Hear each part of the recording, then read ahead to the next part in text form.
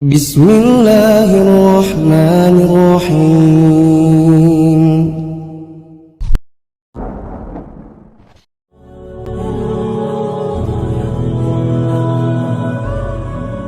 Assalamualaikum warahmatullahi wabarakatuh. Innal hamdalillah nahmaduhu wa nasta'inuhu wa nastaghfiruh wa na'udzu billahi min sururi anfusina wa min sayyiati a'malina. May yahdihillahu fala mudhillalah wa may yudlil fala hadiyalah. Asyhadu an la ilaha illallah wahdahu la syarikalah wa asyhadu anna Muhammadan abduhu wa rasuluh. Allahumma salli wa sallim wa barik ala nabiyyina Muhammadin wa ala alihi wa ashabihi ajmain.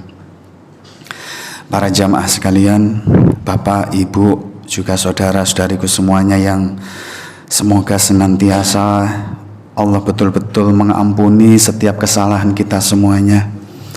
Semoga senantiasa Allah sayangi sehingga kita diberikan hati yang lembut, di mana salah satu ciri utama hati yang lembut adalah ketika kita diuji dengan ketergelinciran, diuji dengan keterperosokan di dalam kekeliruan, itu mudah untuk bersegera kembali kepada Allah. Sedikit mencoba apa yang di dalam ilmu neurolinguistik programming ini namanya modeling. Kita akan belajar memotret rumah tangga yang sangat ideal, kemudian kita model untuk bisa kita install di dalam kehidupan rumah tangga kita, lebih khusus dalam bab parenting, pola asuh kita. Sehingga sebagai bentuk kangen, kemarin saya bilang Ustadz Yudan,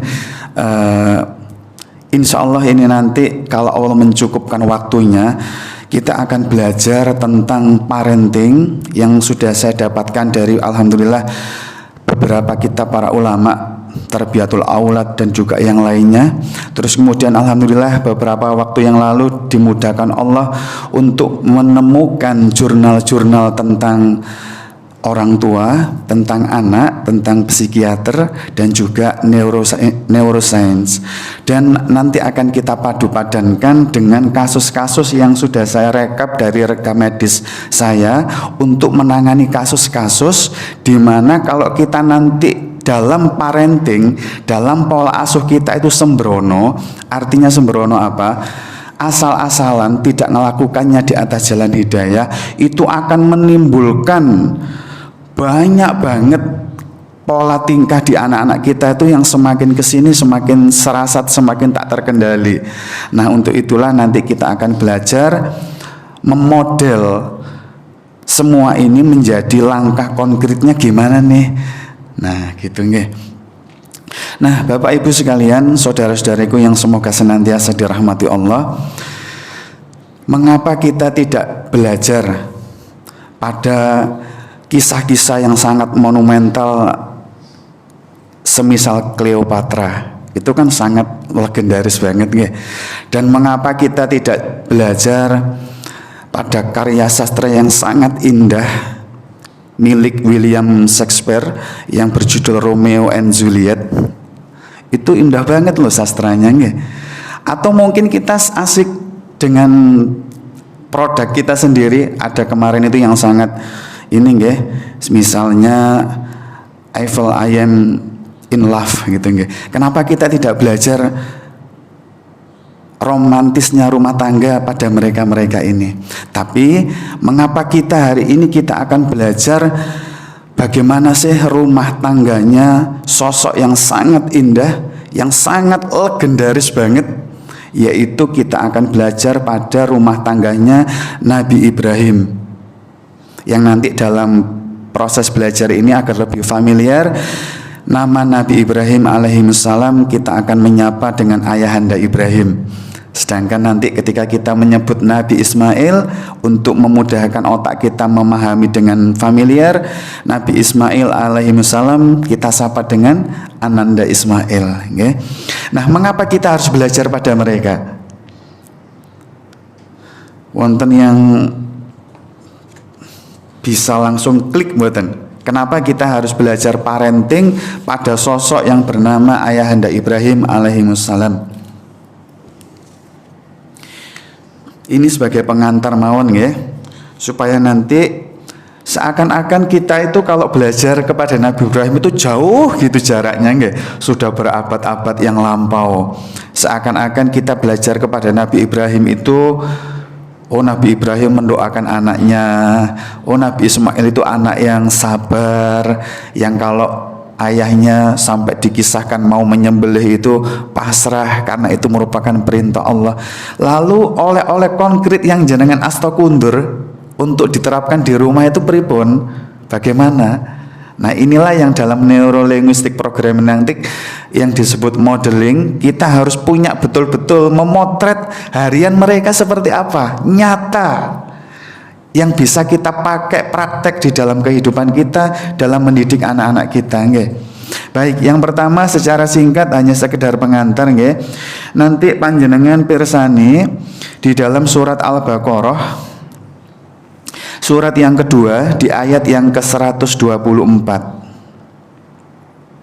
Surat Al-Baqarah surat yang kedua di ayat yang ke-124.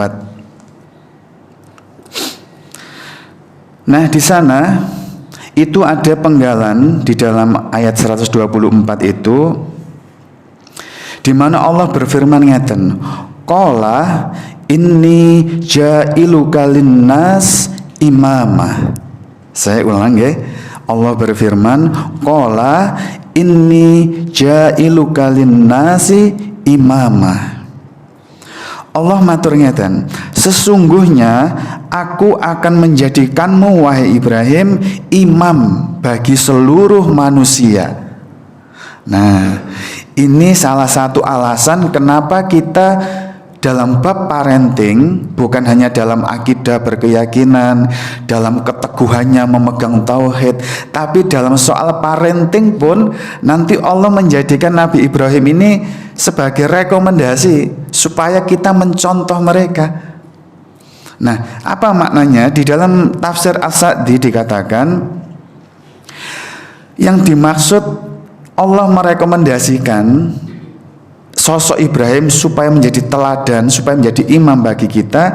Di sana dijelaskan maksudnya adalah mereka, yaitu para manusia, itu akan mengikutimu wahai Ibrahim dalam jalan hidupnya. Petunjuk yang diberikan Nabi Ibrahim itu akan diikuti oleh seluruh manusia nantinya sampai akhir zaman. Mereka akan berjalan di belakangmu menuju kebahagiaan yang abadi. Itu dijelaskan di dalam tafsir As-Sa'di. Artinya Allah betul-betul menjadikan Nabi Ibrahim, Ayahanda Ibrahim ini recommended banget. Kalau kalian wahai manusia kepingin jalani kehidupan yang endingnya nanti adalah kebahagiaan yang abadi, tuh contoh Ayahanda Ibrahim itu, teladani Nabi Ibrahim itu. Nah ini yang pertama alasannya kenapa kita tidak belajar di dalam sastra Romeo dan Juliet, tapi kita lebih memilih belajar kisah-kisah parentingnya Nabi Ibrahim. Itu alasan yang pertama. Terus kemudian yang kedua, Bapak Ibu nanti bisa lihat di surat Al-Mumtahanah, yaitu surat yang ke-60 ayat yang ke-6. Mohon maaf, ayat yang ke-4.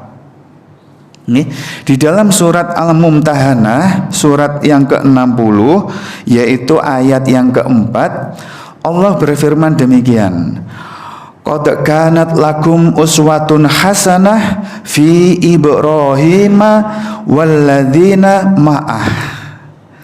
Sesungguhnya telah ada suri tauladan yang baik bagimu wahai para manusia pada diri Ibrahim dan orang-orang yang bersama dengan dia.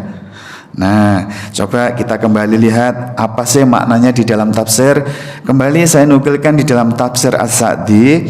Maknanya adalah sesungguhnya ada suri tauladan, ada contoh yang baik bagimu wahai manusia.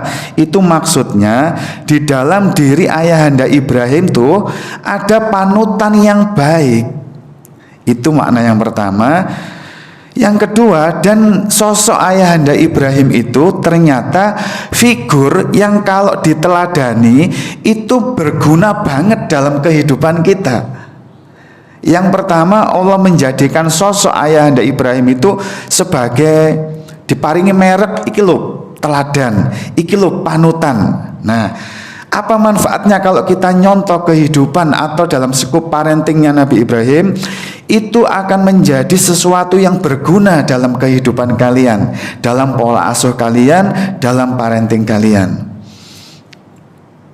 Nah, yang terakhir di surat yang sama, yaitu masih di surat Al-Mumtahanah, surat yang ke-60, tapi kali ini ayat yang ke-6. Ayat yang ke-6. Di sana diulang kembali, ditegaskan kembali, laqad kana lakum fihim uswatun hasanah. Sesungguhnya pada mereka itu, yaitu pada ayahanda Ibrahim dan orang-orang yang ada di sekitarnya, itu ada teladan yang baik bagimu. Nah, di akhir ayat ini yang perlu panjenengan perhatikan wahai Bapak Ibu nggih. Tolong diperhatikan betul, nanti kita kupas secara detail. Di ayat yang terakhir Allah matur ngeten, wa may yatawalla fa innallah huwal ghaniyyul hamid.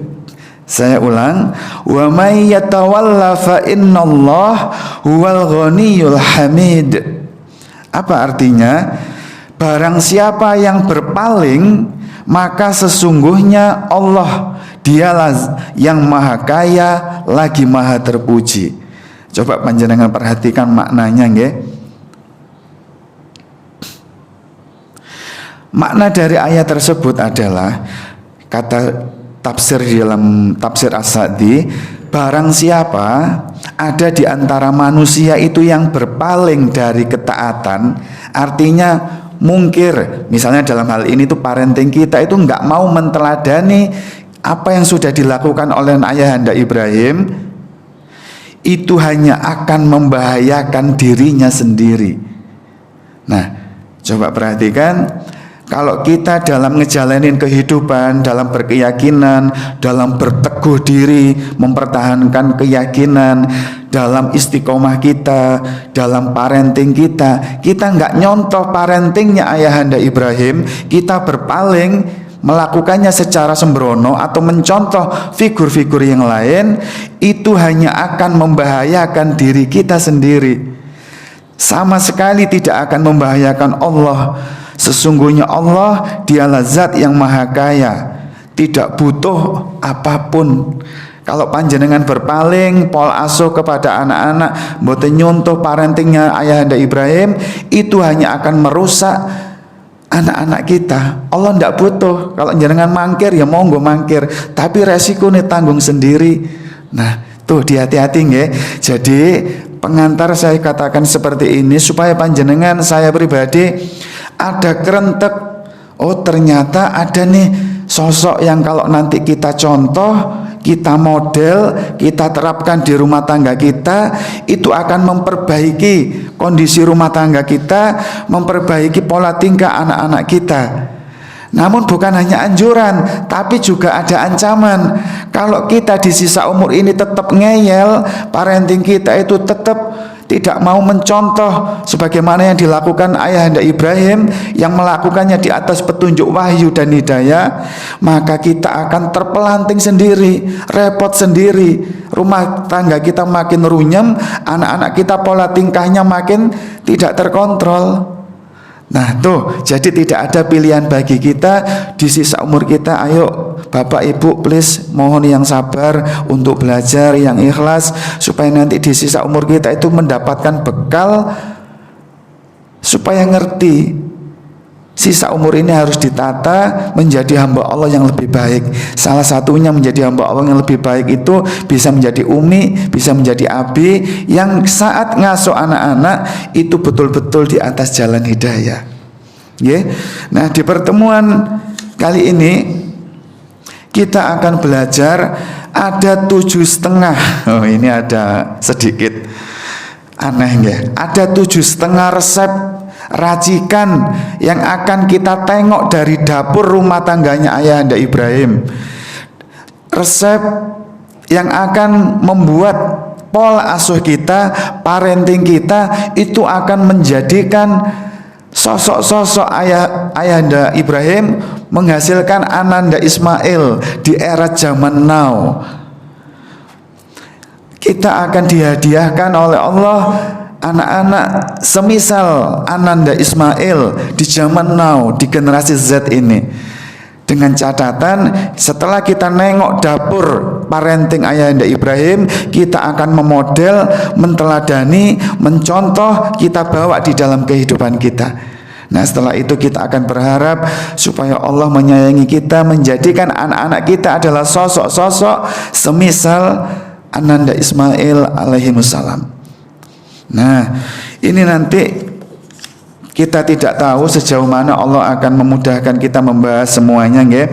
Yang pertama, dari 7,5 resep itu kita akan membahas yang namanya Fatherman. Napa, Pak? Oh, sana Spiderman. Fatherman.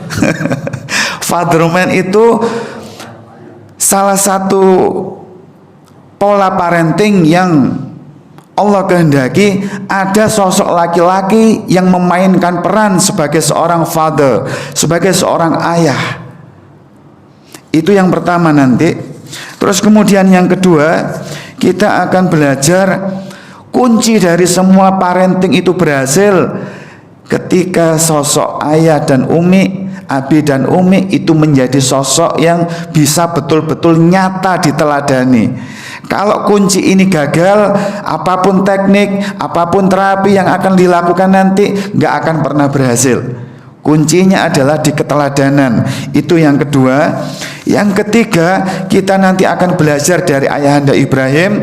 Masya Allah, indah banget. Nanti kita kasih bagaimana bahasa Al-Quran memunculkan ternyata kelembutan Nabi Ibrahim itu mampu membangun komunikasi yang indah banget kalau sama anak-anak itu, baik dalam menyapa, baik dalam mengajak komunikasi, ngajak membangun Ka'bah. Itu ada komunikasi yang indah banget. Kita akan belajar dari ayahanda Ibrahim, pola bahasanya dan juga cara berkomunikasinya. Terus kemudian kita akan belajar dari ayahanda Ibrahim dan Bunda Hajar itu tentang doa. Nanti indah banget, jenengan akan terkejut. Biasanya para nabi itu kalau mencontohkan doa itu simple ya, cuma 1-2 baris kalau di dalam Al-Quran, simple. Tapi khusus tentang anak, jenengan kalau perhatikan di dalam surat Ibrahim itu paling panjang. Para nabi yang ketika mencontohkan doa itu biasanya simple, 1-2 baris cukup. Tapi khusus tentang anak, Nabi Ibrahim doanya itu sampai hampir 1 halaman. Itu nanti kita bahas penuh. Terus kemudian yang berikutnya kita akan belajar bagaimana Nabi Ibrahim bersama Bunda Hajar itu mendidik ananda Ismail itu di jalan Allah. Bagaimana mendidiknya mereka itu mencintai ananda itu karena Allah. Apa prioritas yang perlu diajarkan kepada anak-anak? Kita akan belajar di situ. Kemudian yang berikutnya kita akan belajar dari ayahanda Ibrahim, begitu telitinya dia memilihkan lingkungan untuk istri dan anak-anak itu lingkungan yang baik.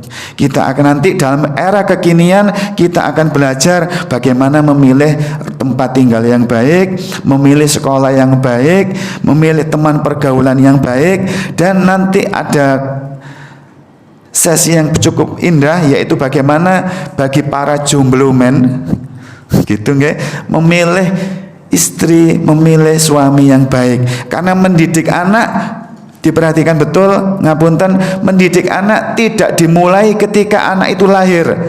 Perhatikan betul, mendidik anak dimulai ketika kita mencarikan calon ibu atau calon abi bagi anak-anak kita. Itu harus diperhatikan betul. Kemudian yang terakhir, Bukan yang terakhir, yang ketujuh, yaitu nanti kita akan belajar satu karakter dari ayahanda Ibrahim yang menjadi penentu semua keberhasilannya. Apa itu? Yaitu karakter ayahanda Ibrahim itu suka banget kembali kepada Allah. Apapun masalahnya, ringan, berat, Nabi Ibrahim itu disifati Allah paling suka kembali kepada Allah. Jadi jangan heran, apapun masalahnya, mulai parenting sampai dibakar di api yang menyala-nyala, kemanapun Nabi Ibrahim ngeludus, dari Syam, Palestina sampai ke lembah tandus Mekah, itu selalu dijaga Allah, selalu ditolong sama Allah, selalu dicukupi sama Allah. Nah, inilah yang nanti akan menjadikan pribadi kita selaku seorang abi bisa mendidik istri dan anak-anaknya menjadi keluarga yang ajaib. Artinya ajaib apa? Dimanapun kita berada, dimanapun anak-anak kita ngeludus, gak perlu khawatir, gak perlu bikin cemas, karena pasti Allah akan menjaga kita, Allah akan menolong kita dan mencukupi kebutuhan-kebutuhan kita. Nah, karena resepnya ada yang 7,5, yang kenapa disebut setengah? Karena yang terakhir ini kita akan mengupas sebuah hikmah. Hikmah itu nggak akan pernah habis, makanya nggak wungkul angkanya, hanya ada setengah, karena kita hanya mampu mengupas hikmah sebatas kemampuan yang Allah mudahkan untuk kita. Nanti kita akan belajar hikmah di sana, betapa hebatnya kalau kita mampu menghadirkan suasana pendidikan yang penuh keprihatinan. Kehidupan yang prihatin itu akan menjadikan anak-anak mentalnya kuat, survive di dalam kehidupan apapun tantangannya.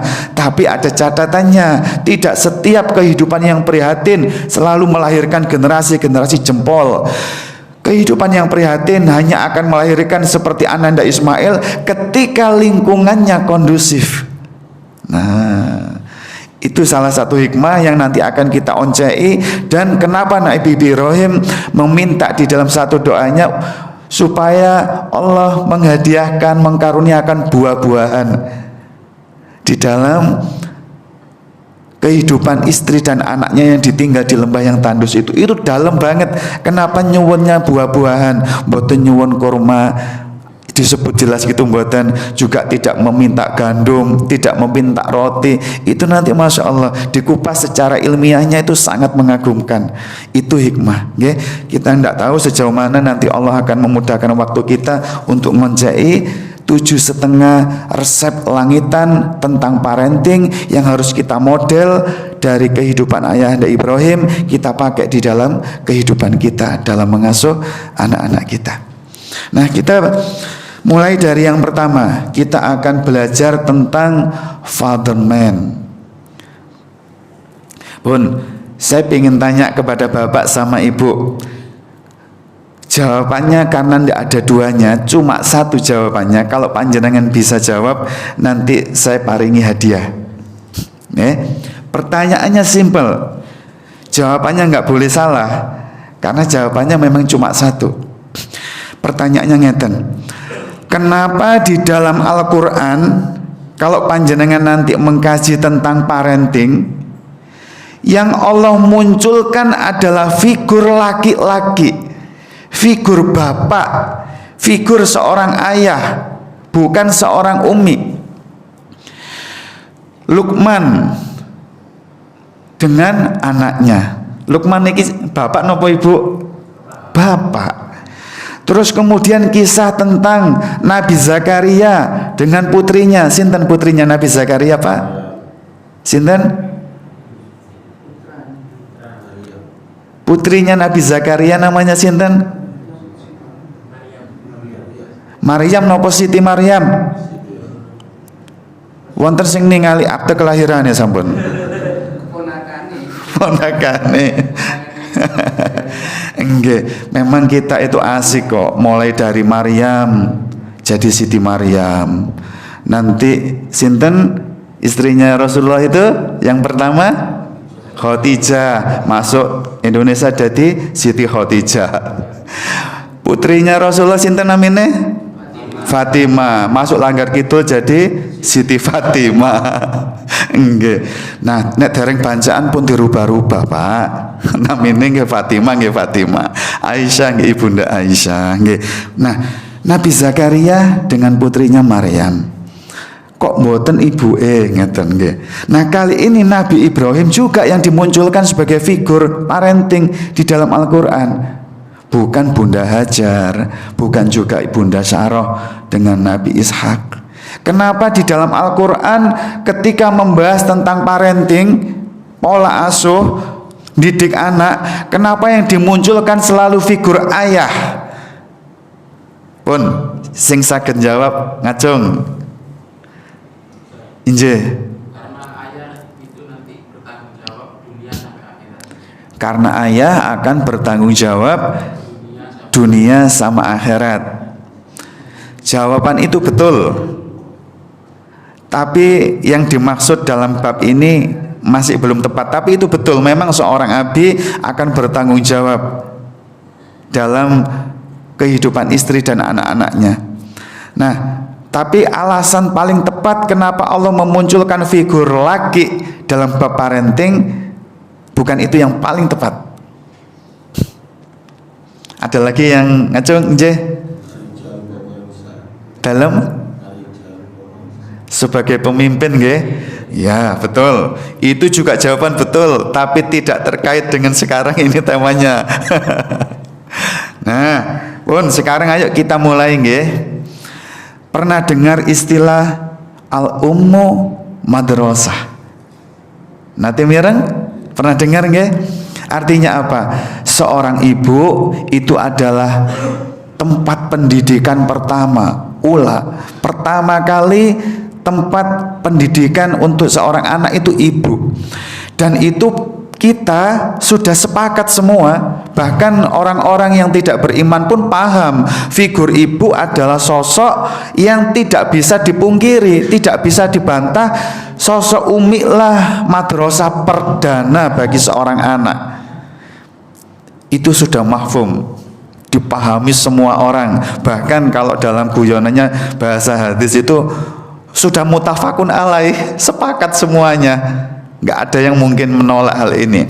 Nah, karena ini sudah paham, Allah nggak munculkan figur ibu, karena semuanya sudah ngerti ibu itu madrasah pertama bagi anak-anaknya. Nah, itu yang pertama.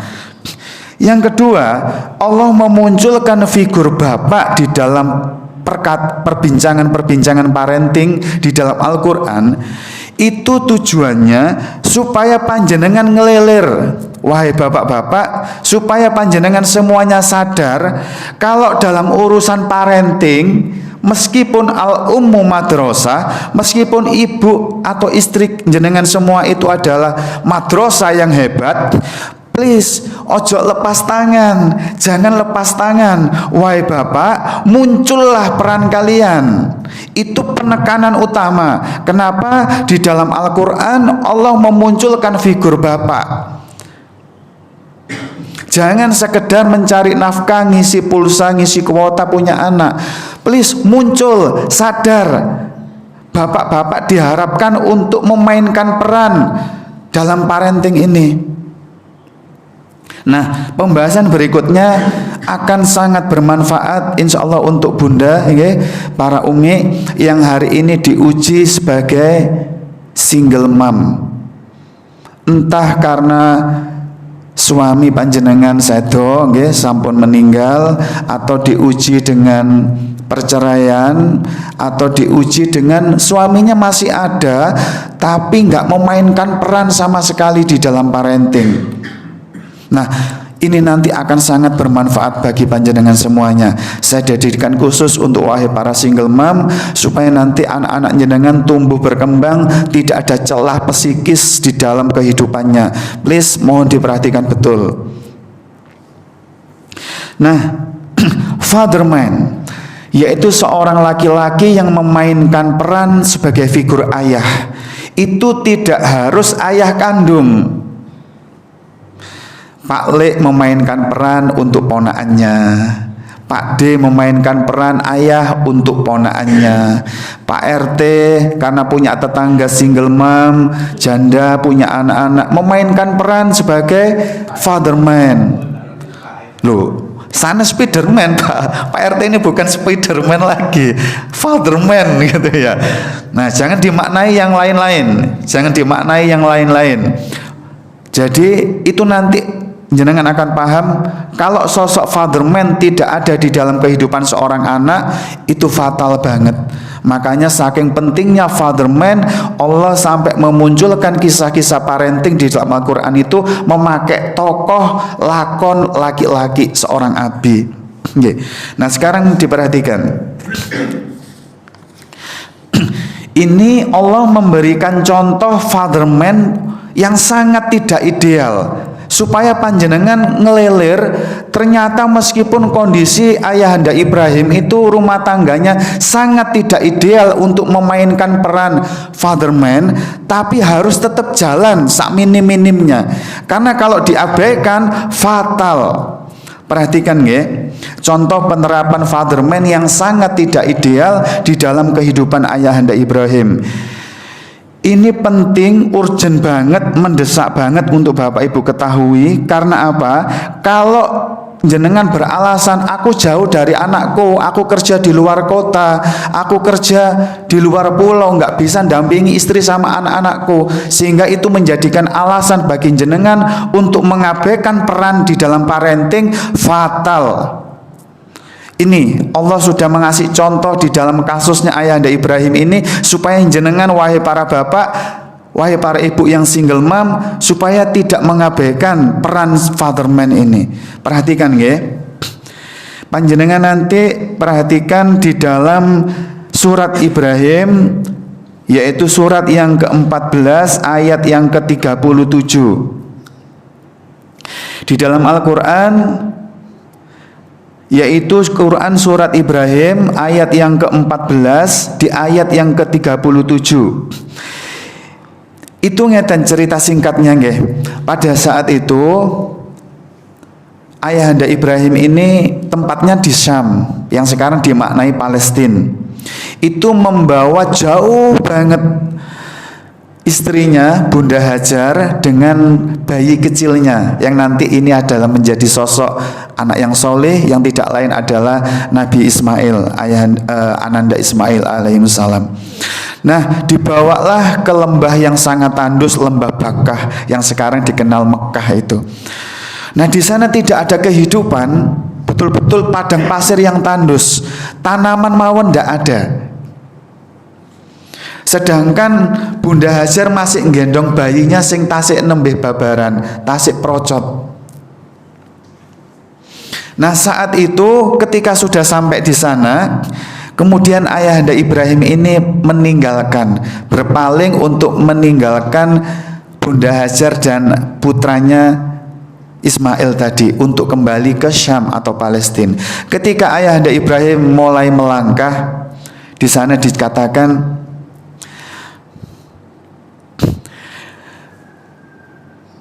Bunda Hajar itu tanya gitu loh. Tanya nggih, sebentar saya bukakan cek mboten salah. Di dalam kitab sejarah lengkap kehidupan para nabi dijelaskan di sana ketika Nabi Ibrahim mulai meninggalkan istri dan anaknya, Bunda Hajar bertanya ngeten, "Wahai suamiku, wahai Ibrahim, engkau hendak pergi kemana? Apakah engkau hendak pergi meninggalkan kami? Sementara di lembah ini tidak ada seorang pun manusia dan tidak ada satupun makanan sama sekali." Nabi Ibrahim bukannya cuek, tapi nggak tatap melihat istri dan anaknya begitu. Akhirnya nggak noleh, tetap melangkah. Begitu melangkah, Bunda Hajar tanya lagi dengan pertanyaan yang sama, "Wahai suamiku, apakah engkau akan meninggalkan kami di lembah yang tidak ada kehidupan dan tidak ada makanan sedikit pun seperti ini?" Nabi Ibrahim makin gak tatak, gak tego, tetap melangkah maju tanpa menoleh sedikit pun. Ditanya berulang-ulang seperti itu sampai akhirnya Bunda Hajar tanya ngeten, dirubah redaksinya. wahai suamiku, apakah Allah yang memerintahkanmu seperti ini? Nah, ketika ditanya seperti itu, tetap nggak noleh. Nabi Ibrahim hanya mantuk sambil menjawab, iya, nggih. Nah, ketika Bunda Hajar memahami ternyata Nabi Ibrahim membawa mereka ke lembah yang tandus tanpa ada kehidupan dan makanan ini, dan ditinggalkan kembali ke Palestina, kembali ke Syam, ini karena perintah Allah. Perhatikan jawabannya si istri, nggih, Bunda Hajar. Jika demikian wahai suamiku, Allah tidak akan pernah menyia-nyiakan kami. Pergilah, tinggalkan kami. Nah, ketika itu kalau panjenengan seumpama sebagai seorang ayah, sebagai seorang Nabi Ibrahim saat itu, hati itu terenyuh, nggak tatak sebenarnya. Cuman karena Allah yang memerintahkan, dimana kita paham nggih, apapun yang Allah perintahkan pasti di balik itu ada kebaikan yang sangat banyak, dan apapun yang Allah larang pasti di situ ada keburukan-keburukan yang banyak. Akhirnya Nabi Ibrahim tetap jalan kembali ke Syam sampai di lembah tertentu namanya Syaniyah, yang di sana sudah nggak kelihatan lagi sosok istri dan anaknya yang kecil tadi. Baru Nabi Ibrahim itu sendepel sambil berdoa, di mana doanya tadi di dalam Quran surat Ibrahim yang ayat ke-37 tadi. Berdoa sambil sengidang, saking gak tatake asli ini meninggalkan istrinya seperti itu sama anaknya nggih. Nah, di dalam doanya yang cukup panjang, salah satu yang diminta Nabi Ibrahim, perhatikan, salah satu yang diminta Nabi Ibrahim adalah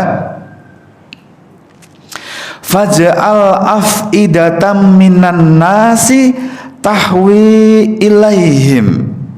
Saya ulang, faj'al af'idatam minan nasi tahwi ilaihim. Ya Allah, jadikanlah hati dari sebagian manusia untuk condong, untuk cenderung kepada mereka, kepada istri dan anak yang kutinggalkan itu.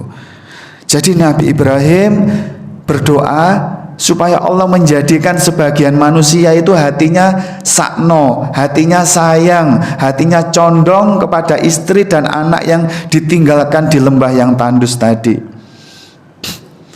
Nah, di dalam tafsir As-Sa'di yang dimaksud doanya tadi adalah supaya Nabi Ibrahim itu kepingin supaya ada sebagian manusia itu yang mencintai mereka dan menyenangi tempat tinggal mereka. Coba perhatikan, supaya ada sebagian manusia itu hatinya yang tergerak untuk sayang, untuk sakno, untuk mencintai istrinya dan juga anak yang ditinggalkannya, dan juga berharap di tempat mereka tinggal yang tandus itu mulai disenangi orang-orang.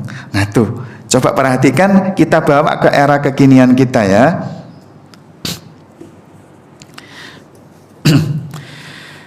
Itu yang disebut fatherman.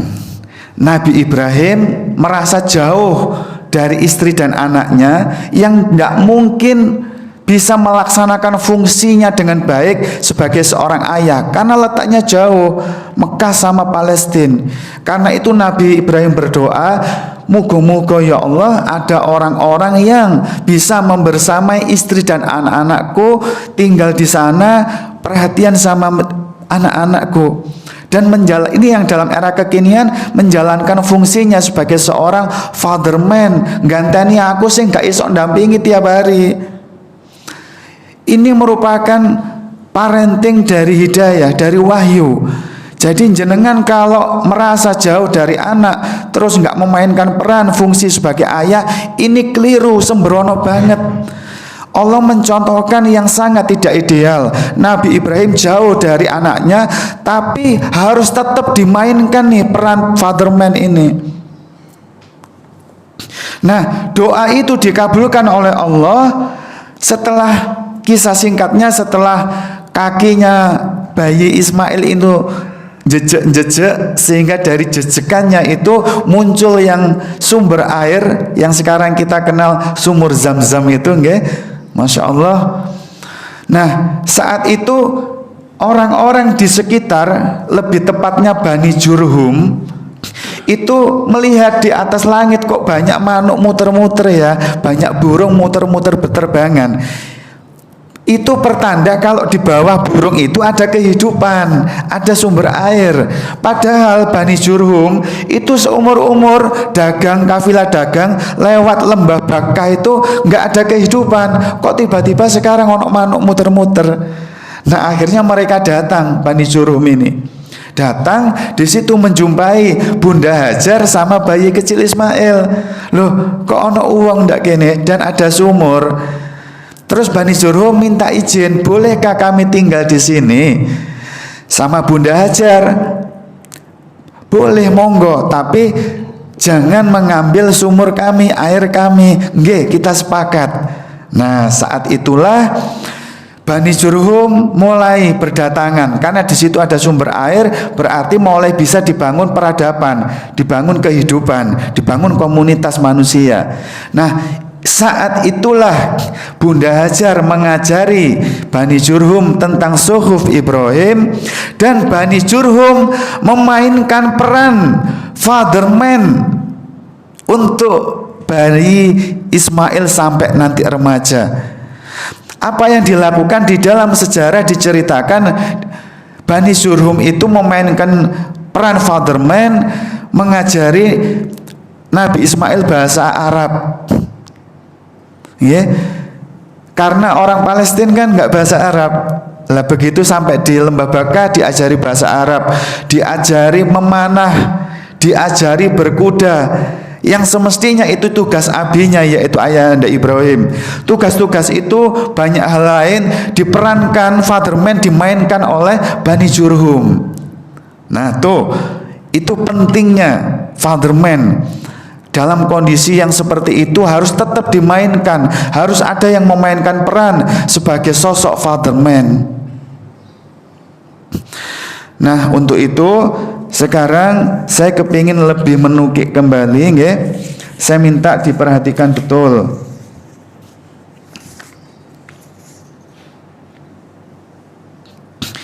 Nah kali ini saya minta tolong diperhatikan bagi Bunda yang diuji sebagai single mom, baik yang seperti tadi saya ceritain ya, mungkin Allah menguji suami sudah meninggal, atau Allah menguji terjadi broken di dalam keluarga kita sehingga suami istri cerai, atau masih utuh suami istri ada tapi seorang abi cuek, nggak memainkan perannya sebagai seorang ayah. Tolong perhatikan ini. Kita bawa fatherman-nya kasusnya Nabi Ibrahim, ayah Ibrahim di era kekinian. Ini saya dapatkan di dalam beberapa jurnal. Yang satu jurnal studi tentang seorang pria, jurnal masalah keluarga, jurnal tentang psikologi anak dan psikiatri, dan yang terakhir jurnal tentang psikiatri dan neuroscience klinis. Perhatikan baik-baik. Di dalam riset-riset psikologi yang dituangkan di dalam jurnal tersebut, perhatikan benang merahnya. Keterlibatan seorang ayah di dalam parenting itu bisa menjadi sebuah pembeda yang sangat nyata di dalam perkembangan anak. Coba perhatikan. Tiadanya peran seorang umi dan peran seorang abi, ternyata kalau ditimbang dari dampak buruk yang nanti muncul, itu lebih besar. Ketika seorang abi tidak mengambil peran parenting, daya rusaknya terhadap perkembangan anak itu lebih besar ketimbang ketiadaannya seorang umi. Untuk membentuk sebuah karakter pembiasaan harian yang bagus, umi jempolnya.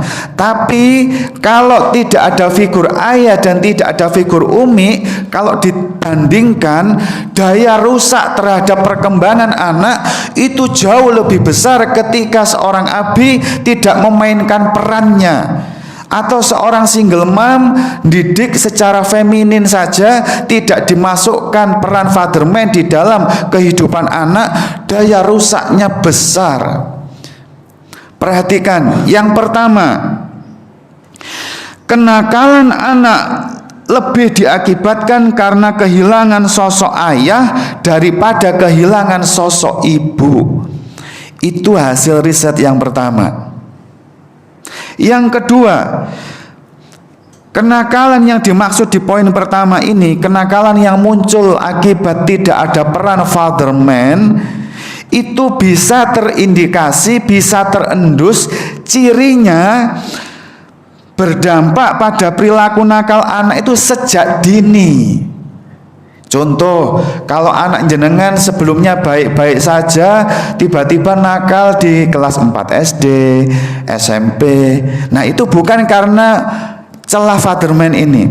Tapi kalau sudah mulai kecil itu nakal, angel ditoto, golek perkara wae, itu salah satu ciri kenakalannya. Pemicu utamanya adalah seorang ayah tidak memainkan peran parentingnya dengan baik. Sering ya panjenengan atau saya sering, Ustadz, kenapa ya rata-rata anak yatim itu kok nakal ya? Baik untuk panti asuhan maupun sing diramut anak asuh, kenapa ya? Semuanya ngerti jawabannya sekarang? Tahu nopo Pak?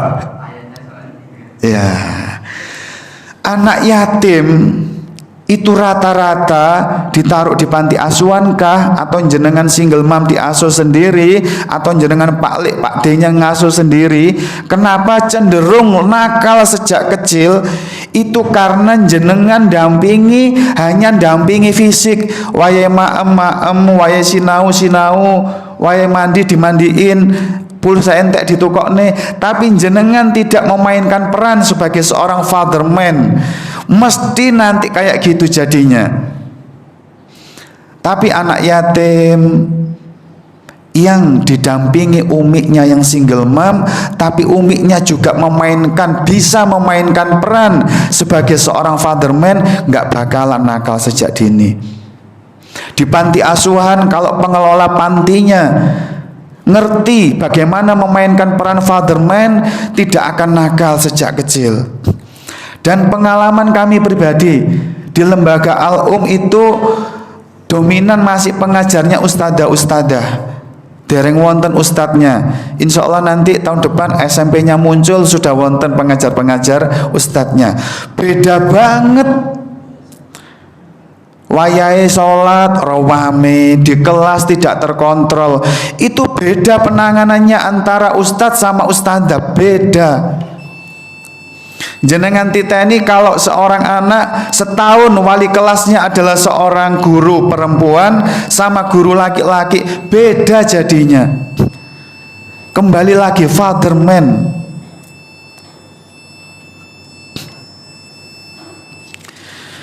Hasil riset yang ketiga, perhatikan, ketika seseorang kehilangan figur father man, anak lebih rentan mengalami gangguan mental, gangguan psikis.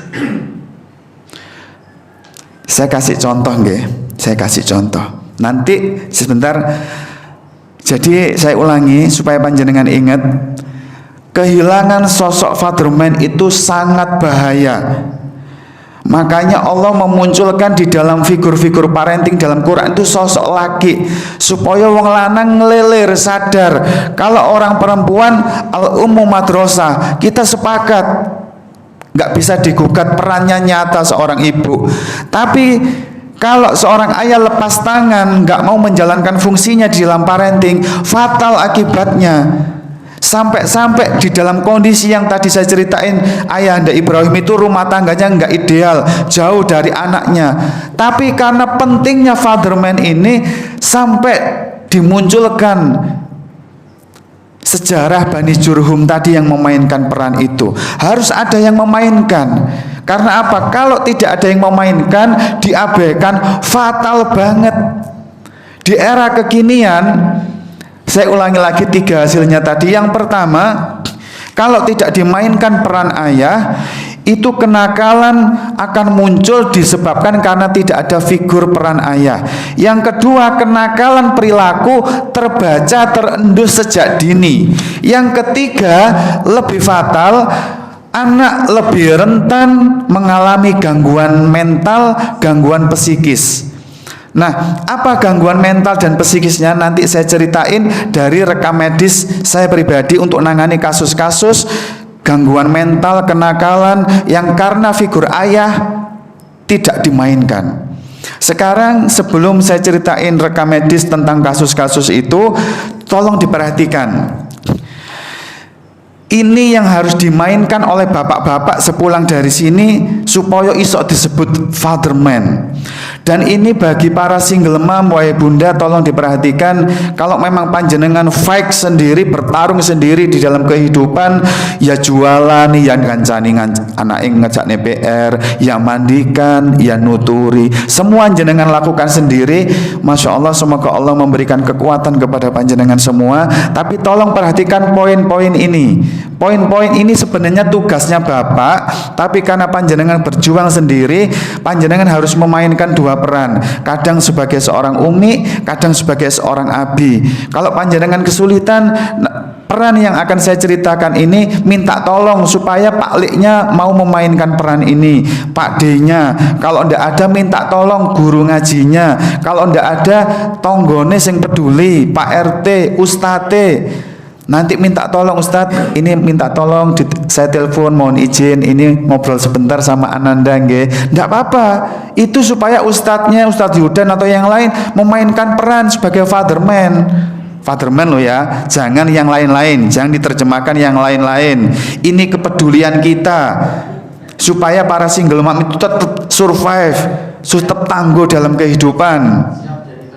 Nah, siap katanya loh nggih. Tapi ingat, cukup fatherman, jangan belarah-belarah.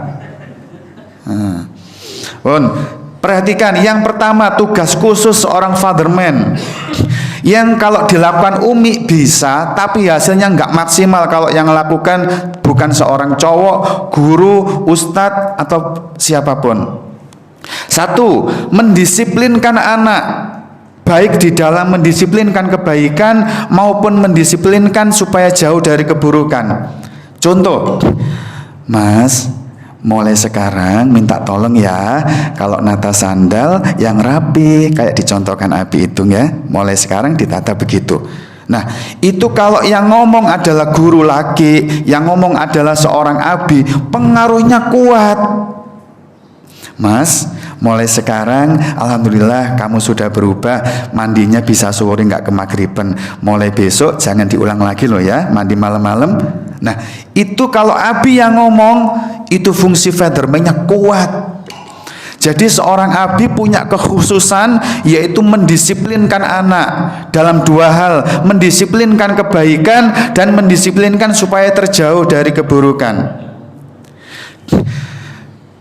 Anaknya ngegame, umi sama Abi yang ngomong itu beda banget. Mas, Abi nggak suka nak, Abi kecewa kalau kamu ngegame-nya lama-lama seperti ini. Cukup ya, mulai besok kalau ngegame Abi nggak apa-apa. Yang penting jangan lama-lama, nanti Abi sekolah ngegame sebentar supaya pikirannya fresh. Setelah itu mandi, ngaji ke TPG lo ya. Ya, wes. Untuk hari ini tidak apa-apa, mulai besok dirubah loh ya. Sini, Abi bangga sama kamu sayang. Nah, itu seorang Abi pengaruhnya kuat. Yang kedua, setelah mendisiplinkan kebaikan dan menjauhkan keburukan, seorang Abi itu harus mendidik tanggung jawabnya anak. Mas, kamu sudah SMP nak, masa sih seperti itu sembarang dioprak-oprak, belajar mandiri ya. Mulai sekarang apa yang besok ada pelajarannya coba ditata sendiri, nanti dibantu sama Abi sama Umi, tapi kamu harus belajar. Nah, ketegasan seorang Abi yang berpoles lembut seperti itu menguatkan supaya anak punya tanggung jawab. Yang ketiga, ini yang paling susah dilakukan seorang Umi nggih. Abi itu punya kepekaan di sini. Seorang Abi harus bisa memotret kelebihan anaknya untuk mengembangkan bakatnya. Ini Abi rata-rata, siapapun Abi mesti pinter dalam bab ini. Ya, jadi oh anakku sing iki kok tingkai wakeh, energinya kuat, mungkin ini kecerdasan kinestetik fisiknya kuat. Ayo nak, supaya nanti tidak tumpah dalam bentuk kenakalan. Kalau habis sholat asar, habis zikir petang, ayo badminton sebentar sama habis ini, wah biar kuat begitu ya. Wah yang satu ini pinter gambar, mas, nggak tahu Abi ini kok punya pikiran ya. Abi itu bayangin kalau masjid-masjid di Indonesia ini kalau kamu yang mendesain, insya Allah bagus, cakep banget, kamu jago. Jadikan gambarmu itu nanti sebagai bekal yang bermanfaat ya untuk umat ya. Nanti Abi ikutkan les, Abi ikutkan sanggar supaya bakatmu berkembang. Nah, kejelian Abi ini tidak dimiliki seorang umi biasanya. Itu yang ketiga. Terus kemudian yang keempat, seorang anak di dalam tumbuh kembang harus betul-betul bisa ngerasain abinya lah yang mencukupi segala kebutuhannya, maemnya, biaya sekolahnya, itu harus terekam betul supaya nanti dia gede begitu, supaya nanti ketika dia tumbuh kembang berkeluarga dia sudah mulai ngerasain, oh sekarang giliran gue nih, giliranku sekarang untuk menafkahi istriku, menafkahi anak-anakku, menyekolahkan, mencukupi kebutuhannya, itu tanggung jawabku. Itu terekam kuat karena dia melihat abinya tanggung jawab banget gitu loh. Nah ya, terus kemudian yang berikutnya, seorang abi harus bisa menunjukkan di depan anak-anaknya itu kebersamaan, kesearahan, keselarasan dengan istri dalam didik anak. Itu hanya bisa dilakukan abi. Biasanya umi kurang bisa nahan diri. Misalnya Ais, umi sudah bilang berapa kali sih nak, kamu itu jangan makan coklat lagi, itu loh gigimu sampai rusak seperti itu. Nah kalau abinya nggak ngerti sebagai fatherman, dia akan ngomong, apa enzimi wong coklat aja digawe masalah di gede-gede ini, wes maman Ais, nggak apa-apa Ais, udah. Nah jangan sampai terjadi seperti itu. Fatherman harus bisa membangun keselarasan, karena nanti kalau panjenengan selalu tampak beda di depan anak, suami istri sering beda di depan anak, itu konsepsi tentang rumah tangga di benak anak itu kacau banget. Jadi dia nanti itu akan kacau rumah tangganya karena sering melihat orang tuanya begitu. Seorang abi harus bisa ngemong, kalau berbeda seperti itu diam dulu. Nah nanti Mi nang kamar dulu Mi sebentar, sampean itu loh ngomongnya di kamar, jangan di depan Ais, di depan anak-anak. Itu peran fatherman yang kuat banget. Seorang abi harus bisa menunjukkan potret rumah tangga yang utuh. Jangan sering ketok bengkerengan, ketidakcocokan di depan anak. Terus kemudian yang berikutnya, nah ini yang panjenengan harus punya seni Pak, hati-hati loh ya. Salah penerapan nggak akan berdampak. Panjenengan harus punya seni ketika memberikan perhatian kepada anak. Mengapa saya bilang seni? Jangan masuk ranahnya uminya. Contoh memberikan perhatian kepada anak, bantuin anak ngerjain PR, itu bagus napa mboten? Napa kok kurang bagus? Nah itu kerjaannya umi. Umi kan madrasah, betul Pak. Nah ingat, pembahasan ini jangan diartikan itu tugasmu loh Mi, ini tugasku, bukan itu. Contoh, saya kasih contoh, bantuin anak ngerjain PR. Bagi seorang abi, kalau ini dilakukan tiap hari, gagal jenengan melakukan fatherman. Biarkan uminya mengambil peran ini, tapi sesekali, seminggu sekali, seminggu 2 kali, mainkan peran itu. Nah coba sekarang sama abi ya nak, belajarnya apa yang bisa abi bantu. Ini Bi, aku belajar ini matematika. Wih Masya Allah anaknya abi rajin. Setelah dibantu, kamu belajar yang semangat loh ya, nanti supaya kamu bisa menjadi orang yang bermanfaat untuk umat ini, jadi anak yang rajin ya. Ya wis lanjutin sama umi, abi bangga sama kamu. Nah itu sentuhan fatherman, kalau cuma seminggu 2-3 kali kuat bagi anak. Nanti dia belajar sama uminya itu semangat. Jadi abinya datang untuk bantuin. Sebenarnya fatherman itu bukan bantuin PR-nya, tapi menepuk pundak anaknya itu loh. Abi bangga sama kamu nak, ternyata kamu pinter, cerdas, barakallahu fikum. Kamu tetap semangat ya. Abi bangga sama kamu, jangan kecewakan umimu. Nah tuh, Abi hanya menepuk pundak, ngasih semangat, ngasih support. Dia belajar sama uminya itu lancar. Itu fatherman. Jadi tugas-tugas harian ikut maringi perhatian, tapi jangan tiap hari. Lemah nanti sosok fatherman itu lemah kalau dilakukan tiap hari. Itu tugasnya umi. Karena seorang abi nggak disetting punya ketelatenan, kesabaran, kasih sayang dalam durasi yang panjang tiap hari. Seorang abi nggak bisa seperti itu. Tapi umi, masya Allah, anaknya nggak iso sabar, nggak muring-muring. Anaknya nggak mudeng-mudeng, tetap mau nyinaoni tiap hari. Abi nggak mampu seperti itu. Nah, itu ya.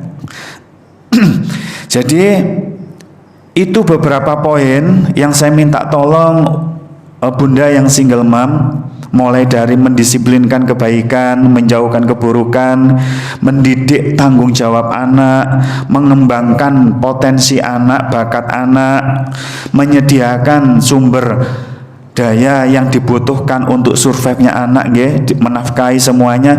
Itu nanti minta tolong diperankan.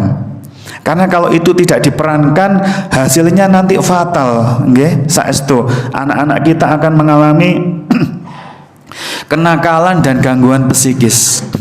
Sekarang saya contohkan real pengalaman pribadi menangani kasus-kasus anak kenakalan maupun gangguan psikis, gangguan mental yang akar masalahnya karena Ananda ini yatim. Ananda ini ditinggal bapaknya kerja luar kota, luar negeri, TKI dalam waktu yang lama, atau masih ada abinya tapi abinya cuek, nggak mau memainkan peran parentingnya. Sekarang karena ini waktunya terbatas, jangan pilih ya, mau diceritain studi kasus sing pundi nih.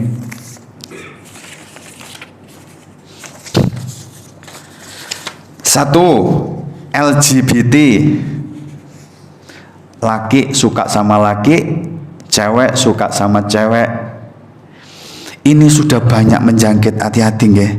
Please hati-hati banget. 3 bulan terakhir saya nerapi anak-anak seperti ini, SD wonten, SMP lebih banyak level SMA. Padahal di sekolah-sekolah yang bandrol mereknya itu Islam. Hati-hati, ini kasus yang pertama. Yang kedua, salah menaruh cinta. Anak-anak kita pacaran, salah menaruh cinta ya, karena masalah tuna asmara. Yang ketiga, kasus menimbulkan psikosomatis. Anaknya nggak sakit tapi sering mengeluh sakit kepala, sakit perut, sesek. Terus muncul masalah kognitif. Anak ini ku males belajar, diajak berpikir niku angel, nilai akademisnya jelek-jelek, sampai sebagian itu drop out, putus sekolah. Yang berikutnya, anak ini muncul yang namanya lebaili, nggak memiliki ketegaran untuk survive di dalam hidup itu.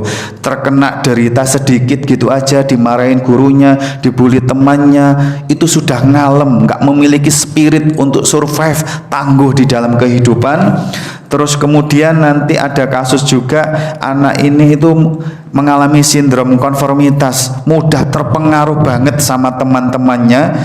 Terus kemudian kecanduan game, narkoba, rokok, dan susah banget diajak kebaikan dan mikir masa depan itu susah. Itu beberapa kasus true story yang saya tanganin gara-gara nggak ada fatherman yang dimainkan peran oleh seorang abi. Pun karena waktunya terbatas, jenengan milih saya ceritakan yang mana? Kecanduan game. Kecanduan game, nggih.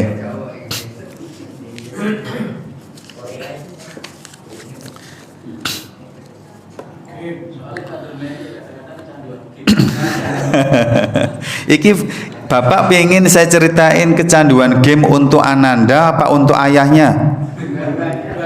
Karena memang nyata, saya juga nanganin seorang abi dibawa istrinya ke rumah, itu kecanduan game. Di kantor ngegame mawon sampai kena SP yang kedua. Nah, itu nyata, iya. Jadi nek di rumah itu Mobile Legend bareng gitu habis sama FF bareng begitu ya. Nah, baik, coba diperhatikan, okay? Ini saya carikan rekam medisnya kemarin itu untuk masalah kecanduan. Kebetulan kecanduan yang di tempat kami itu yang kita tangani ada kecanduan game, kecanduan ini sebentar, rokok, narkoba, kale kecanduan ngapunten nggih, ngapunten sangat onani. Ya, ngapunten. Nah, semua ini memiliki latar belakang berbeda, cuman benang merahnya sama. Perhatikan. Seorang ayah ketika tidak memainkan peran sebagai fungsi parentingnya, pola asuhnya, entah dia jauh di luar kota atau cuek atau memang sampun sedo sehingga ibunya itu enggak single mom, enggak memainkan peran fatherman dengan baik, nggih. Itu jenengan titeni cirinya ya, cirinya.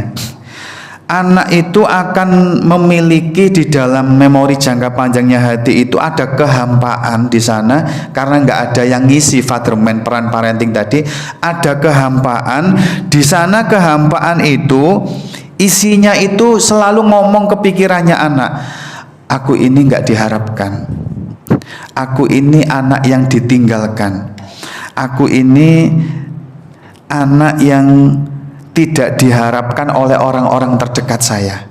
Bukti ini abiku gak peduli ambek aku. Nah, itu suara-suara yang muncul saking lamanya dia tidak mengalami kehampaan, tidak memiliki, tidak diisi oleh peran fatherman tadi, sehingga anak itu merasa dirinya itu tidak berharga, tidak diharapkan dan ditinggalkan oleh orang-orang terdekat. Buktinya kalimat yang sering muncul cirinya ngeten, Ustadz, saya itu sering sedih kalau melihat teman-temanku itu seneng guyon sama ayahnya, bisa jalan-jalan bareng sama abinya. Aku itu sedih banget kalau lihat kayak gitu. Tuh, itu kehampaan yang ada di dalam perasaannya anak akibat selama ini kurang perhatian dari sisi ayah. Ketika perasaan itu muncul, jenengan titeni rentetan berikutnya. Ketika perasaan berharganya sudah nggak ada, dia itu benci dengan dirinya sendiri. Jenengan titeni, dia itu benci dengan dirinya sendiri. Cirinya apa? Kalau diajak kebaikan, mesti susah. Nah, belajar yang rajin po ona. Dia kepingin belajar, tapi sudah dikendalikan oleh memori yang ada di dalam hatinya itu. Awakmu lo sampah, awakmu lo nggak berharga. Buat apa sinau? Buat apa ngaji? Buat apa nurut sama orang tua? Awakmu itu sampah, nggak diharapkan. Itu memori yang muncul mempengaruhi pemikirannya anak. Sehingga kalau diajak kebaikan itu susah. Dan karena dirinya merasa sampah, rendah, kasta nomor bawah, itu cenderung mudah terseret kepada keburukan. Seneng cangkruk, seneng ngopi, seneng nonton TV sing gak jelas manfaatnya, pokoknya delok ae begitu menghabiskan waktu hidupnya untuk kesia-siaan. Itu adalah komando dari dirinya yang sudah merasa tidak berharga. Nah, itu cirinya nggih. Itu awal muasal munculnya kecanduan. Nah, sekarang jenengan perhatikan kaidah psikologi ini. Ketika anak mengalami kehampaan seperti itu, disertai sudah merasa tidak diperhatikan oleh orang-orang terdekat, sehingga dia tidak merasa perlu untuk menjadi orang baik, jenengan titeni kaidahnya, apapun yang panjenengan masukkan ke dalam perasaan anak yang sedang mengalami kehampaan seperti itu berpotensi menjadi candu bagi anak itu. Contoh, di rumah tidak ada figur ayah yang baik. Ayahnya ada, tapi marah-marah, menghakimi, melabel-label negatif, selalu menyakiti perasaan anak. atau ayahnya nggak ada, luar kota, nggak ada yang perhatian gitu nggih, hampa. Nah ketika mengalami kehampaan gitu, dia sumpeknya karena dirinya merasa rendah, nggak lari ke masjid, larinya ke warung kopi. Nah di warung kopi ketemu temannya, kenapa bro, muka kok ditekuk kayak gitu, ada apa? Nggak tahu, saya itu di rumah sumpek gitu, mau gini males, gini bales, abiku marah-marah aja juga sama Umi. Udah bro, nih rokok. Enggak, aku gak ngerokok bro. Udahlah, ini nanti kena kamu rokok, stresmu hilang gitu. Nah ingat, rokok pertama kali masuk ditawari temannya saat perasaan anak kita hampa. Nah itulah menjadi awal muasal anak kecanduan rokok. Karena kaidahnya apapun yang dimasukkan dalam perasaan anak yang sedang hampa itu mesti terpatri di situ. Kalau tidak segera dinetralkan, ia akan hidup saklawase sampai sedo nanti. Nah sehingga saat itu terbentuk di neurologi di otaknya itu, oh kalau sumpek rokok, sumpek rokok, stres rokok. Nah itu akhirnya menjadi kecanduan.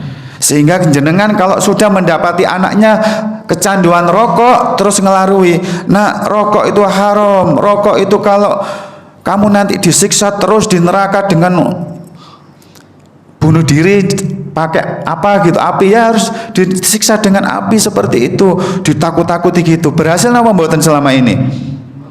Mboten, karena jenengan hanya ngatasi masalah yang muncul di permukaan, yaitu kecanduan rokok. Tapi jenengan gak ngatasi apa yang mendasari anak ini kecanduan rokok. Ketika diagnosa kayak gitu, obatnya Masya Allah, anak sudah ngerti dalil rokok, wis mondok, wis ngaji. Selesainya itu, nak, kita diagnosa ternyata masalahnya ada sakit hati. Dia nggak pernah diperhatikan abinya, dia nggak mendapatkan kasih sayang kayak teman-temannya. Terapinya Masya Allah, saya takjub, kaget Allah kasih nunjukkan kebesaran itu. Sembuhnya dengan apa? Yaitu anak kita bimbing, kita bantu terapi supaya hatinya bisa memberikan makna lain, bahwasanya apa yang mendera kehidupannya di masa lalu, kurang perhatian, tersakiti oleh kasarnya abi, itu dimaknai, ya Allah ternyata engkau mengizinkan semua ini supaya aku menjadi laki-laki yang lebih tegar dalam hidup, supaya nanti ketika aku dewasa aku bisa memainkan fatherman, aku nggak mengikuti kekeliruannya abi. Nah ketika bisa dimaknai seperti itu, nah kamu dipilih Allah untuk menjadi abi, nantinya abi yang hebat. Terus kemudian kita bimbing untuk bisa memaafkan abinya, lapang. Nah abimu mungkin capek, nggak sempat perhatian sama kamu, abimu sudah nggak ada, umimu capek cari kerja nggak sempat dampingin kamu. Yang sabar ya nak, yang ikhlas, maafin umimu. Nah ketika memaafkan itu, luka batinnya sembuh, kehampaannya sampun terisi oleh jiwa yang lapang, dan uminya mau bertobat, abinya mau bertobat, lebih perhatian, sembuh kecanduannya. Nah coba perhatikan, itu efek dari seorang abi yang tidak menjalankan fungsi parentingnya dengan baik. Demikian juga dengan kecanduan game, kecanduan rokok, narkoba, itu rata-rata seperti itu. Kalau sebelum kecanduan, semua orang sadar kok Pak, Bu, saestu rokok itu nggak baik, narkoba itu nggak baik. Semua orang sadar. Tapi ketika perasaan itu sudah hampa, logika itu nggak jalan. Nah ketika keburukan-keburukan itu masuk, terpatri, akhirnya menjadi kendali di dalam kehidupan anak. Jadi kecanduan, kebiasaan-kebiasaan buruk tadi. Nah contoh lagi, ngapunten, tanpa jenengan minta saya sampaikan ini karena saya merasa miris. LGBT, jenengan kira-kira penyebabnya apa kira-kira LGBT selama ini? Membenci abi, itu salah satunya. Di dalam rekam medis saya itu ada 8 penyebab LGBT. Salah satunya ngeten, ini yang mendasari ada 8 penyebab, 6 penyebab diantaranya landasannya adalah ini, penyebab landasan psikologinya seperti ini. Seorang abi sama umi rumah tangga. Seorang abi tidak bisa menjalankan fungsi fatherman dengan baik, seorang ayah dengan baik. Dia temperamennya kasar, keras, sering main kasar, ucapan-ucapan kasar ke istrinya, ke uminya, main pukul, demikian juga kepada anak-anaknya. Nah, anaknya terluka melihat abinya seperti itu. Tiap hari ada show, ada pertunjukan abi yang seperti itu. Numpuk memenuhi relung hatinya, sampai ada sebuah titik anak itu menyimpulkan, ini misal anaknya laki ya, ini misal anaknya laki, nyimpulkan, abi kok gitu ya, jahat banget ya, laki-laki itu nyakitin umiku, nyakitin aku, laki-laki itu jahat banget, bisanya cuma nyakitin perasaan, kasar, jijik aku lihat seorang laki-laki. Padahal dirinya laki-laki, tapi karena perasaannya terluka hari demi hari seperti itu, neurologinya membuat kesimpulan, laki-laki itu nggak enak, kasar, bisanya cuma nyakitin aja. Nah, saat itulah orientasinya mulai bergeser. Nggak kayak umi, orangnya baik, orangnya lembut, abi itu kasar, menyakitkan. Nah, saat itulah meskipun diri anak kita laki-laki, tapi dia memaknai laki-laki itu nggak baik, jahat, bisanya cuma menyakitkan. Nah, tapi wanita, umiku itu baik hati gitu, sehingga dirinya sudah nggak mau memakai baju laki-laki. Saat itu orientasi seksualnya bergeser, aku pengen jadi kayak umi aja, baik, enak. Nah, itu awal pergeseran orientasi seksualnya. Meskipun anak kita laki, dia sudah nggak mau memakai baju laki, baju dalam tanda kutip karakter ya, karakter laki. Dia pingin seperti umiknya, baik. Akhirnya berubah orientasinya menjadi seorang perempuan. Nah, saat itulah dia akan mencintai laki-laki karena dia merasa dirinya perempuan.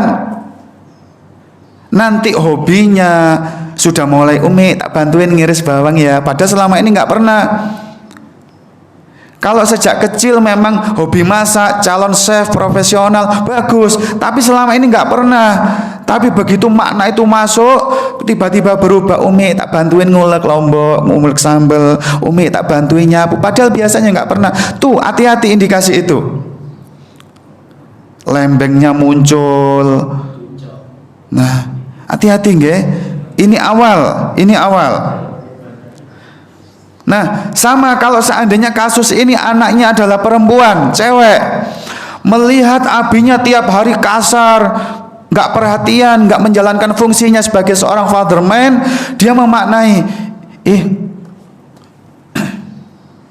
laki-laki kok gitu ya, nyakitin aja bisanya, jijik aku lihat laki-laki.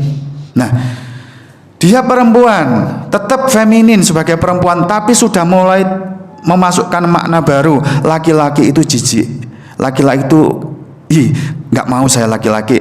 Nah, kalau lihat bapaknya seperti itu, mulai saat itu orientasi seksualnya berubah. Aku nggak mau sama laki-laki, dekat laki-laki, enak kayak umi aja, baik, lembut. Nah, saat itulah meskipun dirinya cewek murni, nggak berubah karakternya, tapi orientasi seksualnya dia mulai mencintai sesama perempuan. Karena dia trauma kalau mencintai laki-laki, kayak jangan-jangan kayak bapaknya begitu. Nah, akhirnya dia mulai mencintai sesama cewek. Tuh, hati-hati banget, please, jangan sampai kehilangan fungsi jenengan sebagai seorang fatherman. Untuk bunda yang single mom diperhatikan betul, okay? Nah, itu mungkin dicukupkan nggih Ustaz Yudan atau bagaimana?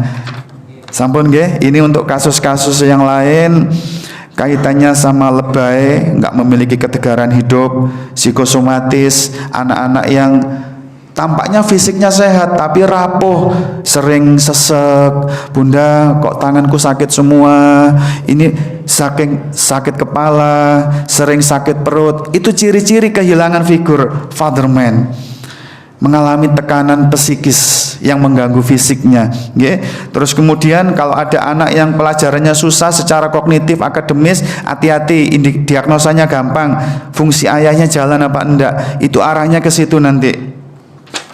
Terus kemudian saya ulangi supaya nanti bisa mendiagnosa keadaan anak-anak di rumah nggih. Anak-anak yang mudah terpengaruh teman, sindrom konformitas, nggak punya prinsip, itu ciri fungsi fatherman tidak jalan. Kecanduan tadi sampun, terus kemudian anak minder, terus kemudian susah banget diajak mikir masa depan. Nah, cita-citamu apa sih? Nggak tahu, tapi ngomong apa sih gitu. Nah, itu ciri anak sudah kehilangan figur fatherman itu tadi nggih. Nah, itu beberapa kasus. Saya minta tolong. Oh iya, yang terakhir, anak yang sensitif banget, gampang tersinggungan, ya. Jadi dikit-dikit tersinggung, motong, mudah marah gitu nggih. Itu juga salah satu ciri anak peran fatherman-nya nggak jalan. Dan yang suka nuwakal golek perkara, suka bully, itu hati-hati. Itu sebenarnya anak kita itu ingin menyamarkan ketidakbahagiaannya. Dia aslinya tidak bahagia karena tidak ada figur ayah yang memberikan kasih sayang, yang memberikan kekuatan prinsip sebagai seorang yang macho. Itu nggak bahagia. Lah, untuk menutupi ketidakbahagiaannya itu, biar ketok kuat, biar kelihatan kuat, dia itu menunjukkan dengan mengintimidasi adike, mengintimidasi, membuli temannya, ganggu temannya, usil temannya. Ingat, itu sebenarnya anak rapuh, menunjukkan kuat, sebenarnya hanya menutupi ketidakbahagiaannya. Hati-hati nggih. Jangan sampai kecolongan. Dan yang terakhir saya sampaikan sebuah riset, kalau jenengan tidak segera ngelilir, tidak segera sadar untuk bangkit menjalankan fungsi sebagai seorang fatherman, sebagaimana fatherman merupakan konsep parenting dari langit yang begitu indah. Nanti perhatikan, kenakalan anak itu puncaknya ada di usia SMA. Dan ini luar biasa. Perhatikan, 85% penghuni penjara, pelaku-pelaku kriminal, 85% kalau dilihat dari perjalanan hidupnya itu rata-rata tidak punya ayah yang menjalankan fungsinya. Itu hasil riset psikologinya. 85% penghuni penjara yang hidupnya untuk berbuat kriminal itu tidak punya peran fatherman. Dan 90%, ngapunten, untuk adik-adik saudara kita yang masih suka di jalan nggih, yang suka nggak pulang sudah memang, ngamen di sana, ngamen di sini, pokoknya seperti itu. Jangan tahu yang saya maksud. Kita berdoa semoga hati kita diberikan kelapangan untuk menyayangi mereka. Kita tahu perbuatannya keliru, tapi kita tidak boleh membenci pribadinya. Harus ada rasa, ya Allah, aku sayang, aku kepingin menjadi jalan hidayah. Memang perbuatannya kita ingkari, kita karena itu keliru, tapi kita harus sayang, kita harus menjadi bisa merangkul mereka nggih. Termasuk anak-anak yang LGBT, kita benci, kita ingkari kekeliruannya, tapi mereka pribadi yang khilaf, ayo kita sayangi, kita isi kehampaannya nggih. Ingat, 90% anak-anak di jalanan pecandu narkoba, alkohol dan pergaulan bebas, 90% tidak punya fatherman. Baik itu memang orang tuanya laki meninggal, orang tuanya laki pisah sama ibunya, atau ada tapi tidak menjalankan fungsinya sebagai ayah di dalam proses parentingnya. Sampun, demikian yang bisa kita sampaikan di dalam pertemuan ini. Ini baru kiat yang pertama dari 7,5 resep parenting dari Ayahanda Ibrahim. Semoga nanti yang sederhana ini bisa betul-betul menyadarkan kita, terutama wahai para ayah, ayo kita di sisa umur ini betul-betul sadar fungsi parenting itu bukan hanya tugas seorang ibu, bukan hanya tugas seorang umi, tapi kita sebagai ayah di poin-poin penting tadi, numbuhkan tanggung jawab, memberikan kedisiplinan, menunjukkan peran kalau kita itu menafkahi, dan semuanya tadi harus muncul dan terbangun persepsi yang kuat di benak anak-anak, sehingga mereka nanti tumbuh kembang tanpa memiliki kenakalan yang menggoda banget, ganggu banget, dan tidak memiliki celah di dalam gangguan mental dan psikisnya. Dan ngapunten, saestu ngapunten, ini ada yang terlupa tapi penting sebentar aja nggih. Sebentar aja, ini penting banget, ngapunten sangat. Selain peran fatherman, nanti please kali ini saya mohon kepada ibu-ibu nggih, bagi orang tua ayah yang kerja luar kota, luar pulau atau jauh lah pokoknya nggih.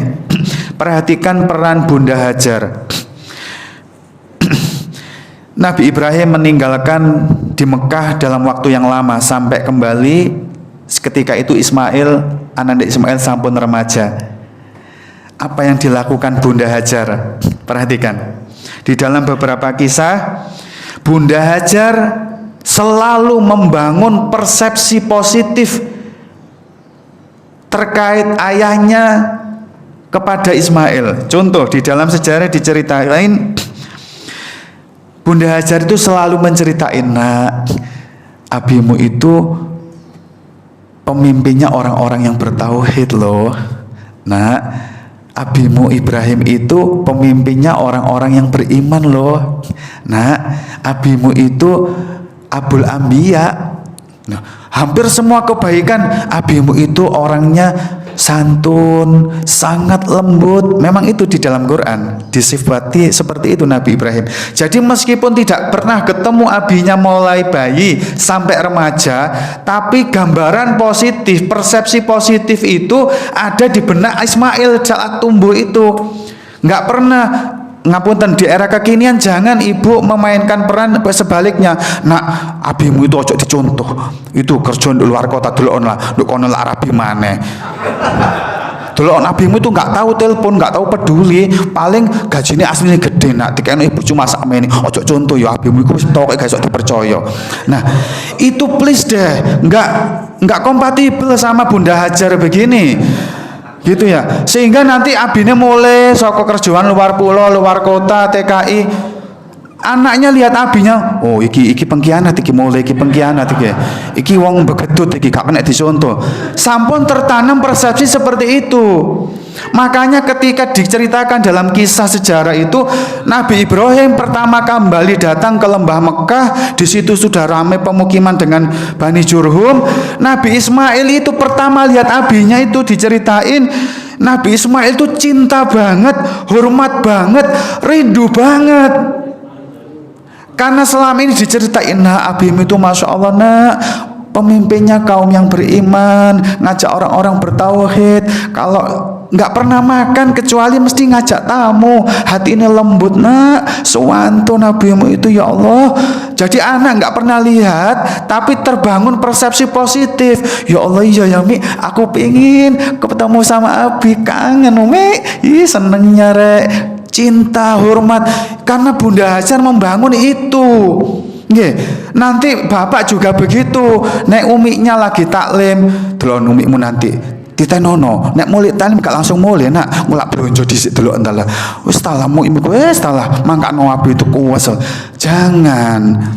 Meskipun kadang ada 1-2 poin kekeliruan, please, nggak perlu membangun persepsi itu di benak anak. Nggak bakalan jadi Ismail, ananda Ismail zaman now kalau panjenengan masih suka seperti itu.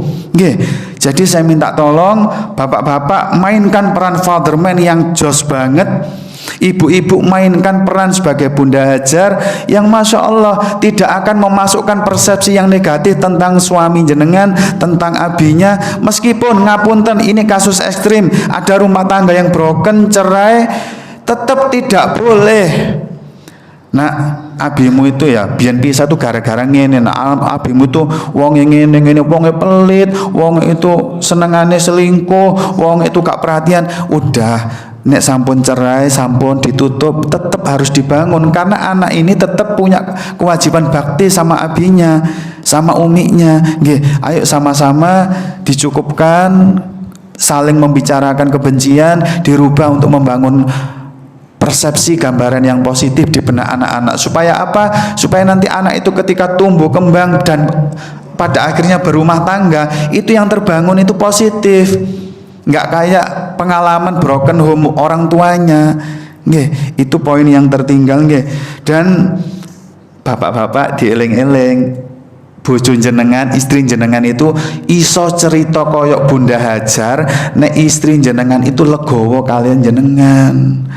Nggih, jangan menuntut istrinya aja yang diminta untuk membangun persepsi positif ke anak-anak, tapi jenengan harus iso memposisikan diri supaya istri jenengan itu ridho dengan jenengan. Jadi meskipun jenengan ado, ibu itu enggak nak, meskipun abimu itu ado luar kota, luar negeri kono, abi percaya nak, abimu itu setia, abimu itu enggak pernah, entahlah, abi itu umi itu percaya banget, nggak ono rasa curiga belas, abimu ku wonge apik, nggak neko-neko nak. Nah begitu. Jadi karena apa, track record yang jenengan bangun selama gombol istri itu juga baik, juga jempol, nggak pernah curi, nggak pernah selingkuh, nggak pernah merepet-merepet ke arah sana, tanggung jawab dipenuhi banget, lembut. Nah track record itu akhirnya membuat istri itu meskipun jauh dari suami itu nggak pernah berpikir kecurigaan, karena nggak mungkin, karena udah kenal suaminya itu suami yang baik, meskipun jauh akan tetap tanggung jawab, bisa jaga kehormatan. Nah itu, jadi tugas bapak jangan menuntut ibu untuk membangun persepsi yang positif ke anak, tapi juga buktikan panjenengan selama membersamai istri dan anak itu memiliki rekam jejak yang positif, sehingga ibu istri jenengan akan legowo ketika suatu saat jenengan tinggal jauh. Nah itu pun yang tertinggal 2 poin itu, ngapunten barangkali ada 1-2 kata yang kurang pas dalam penuturan hari ini, mugi-mugi bisa sedikit menjewer sehingga sekundurnya kita dari sini ayo sama-sama memainkan peran. Satu kiat pertama di dalam parenting langit ayahanda Ibrahim, yaitu jadilah fatherman yang baik, sehingga nanti anak tumbuh kembang menjadi anak yang soleh, punya karakter. Karena cirinya karakter positif itu ada 2, karakter kuat dan karakter baik. Kalau sama-sama memainkan peran, karakter kuat dibangun ayahnya, disiplin, terus kemudian tangguh, nggak gampang menyerah.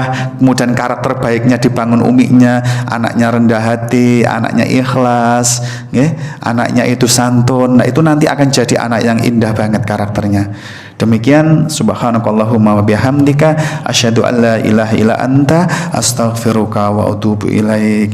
Assalamualaikum warahmatullahi wabarakatuh.